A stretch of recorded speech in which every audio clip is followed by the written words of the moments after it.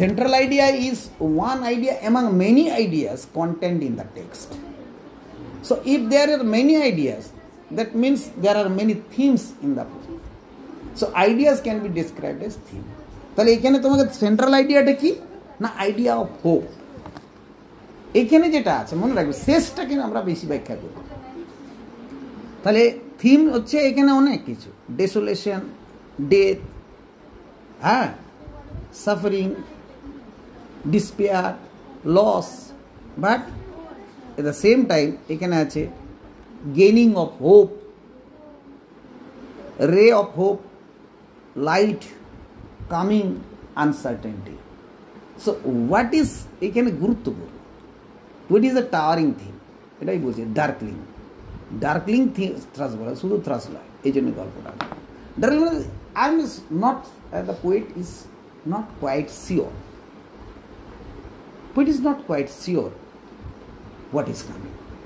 But it seems to be telling that the Thrush's song is quite light.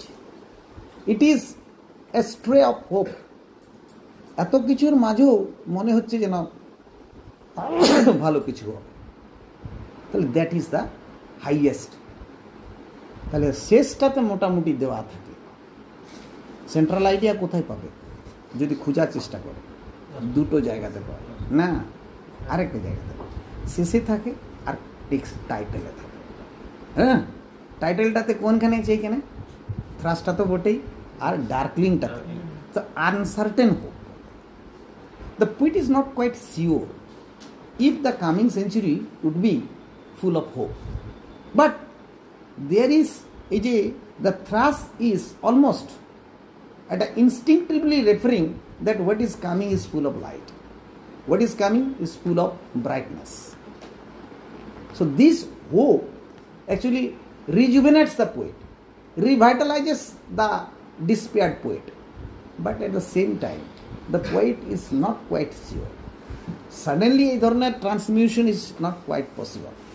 সেই জন্য the poet কী করেছে, তাহলে the ডার্কলিংটা is important. Darkling refers to, symbolizes uncertainty. তাহলে এটা symbolic হোপের কথা বলা আছে। তাহলে গোটা কবিতাটা যদি আমরা একটা যদি সেন্ট্রাল আইডিয়া বলি তাহলে কি, the symbolic hope, symbolic uncertain hope. বুঝতে পেরেছ? তাহলে এখানে সব থেকে সেন্ট্রাল আইডিয়া কি না সিম্বলিক আনসার্টেন হোপ।